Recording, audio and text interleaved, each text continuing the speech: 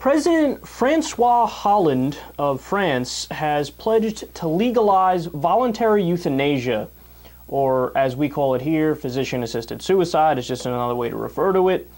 Nearby, Belgium, Luxembourg, the Netherlands, and Switzerland already have legalized voluntary euthanasia. In the United States, Oregon, Washington, Montana, and Vermont have also legalized physician-assisted suicide.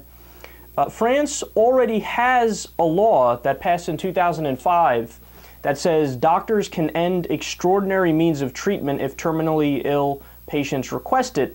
So that's a certain form of euthanasia. That's passive euthanasia, but you can actually take proactive measures, at least yet, to give somebody a lethal dose of, say, morphine, for example, which would allow them to die peacefully if they want it.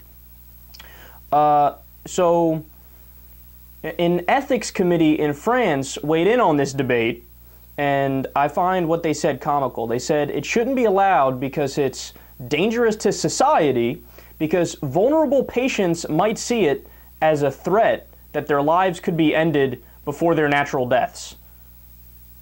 To which I respond, they have to ask for it before they can get it. It's not like they're legalizing murder where a doctor can walk in and the patient's like, no, I don't want to die. And they're like, that's nice. Anyway, we're going to go ahead and kill you.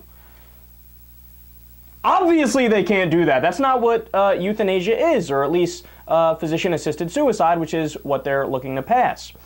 So the other argument they use is the slippery slope argument. They said in Switzerland, they kill people that don't even have terminal illnesses now. To which I respond again, yeah, but they still have to ask for it if they want to die. Look, to me this is a very black and white issue. It's somebody's own life.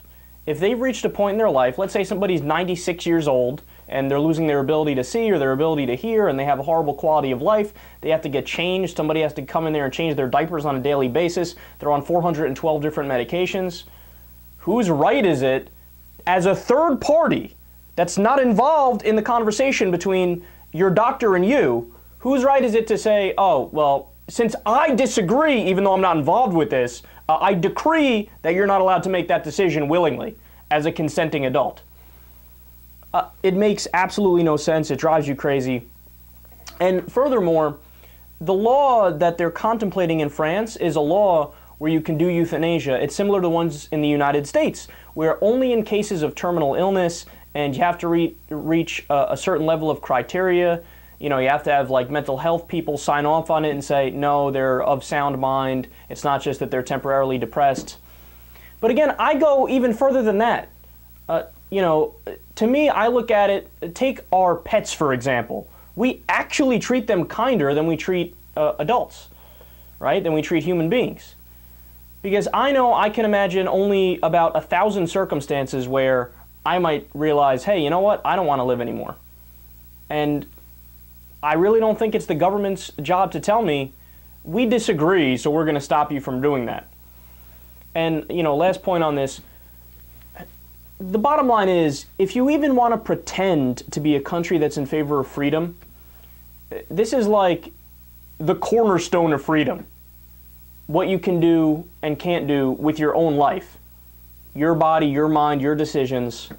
And it's amazing that in an overwhelming majority of modern industrial nations in the year 2013, we are just starting to have this debate about, hey, maybe physician-assisted suicide is actually a good thing and not a bad thing.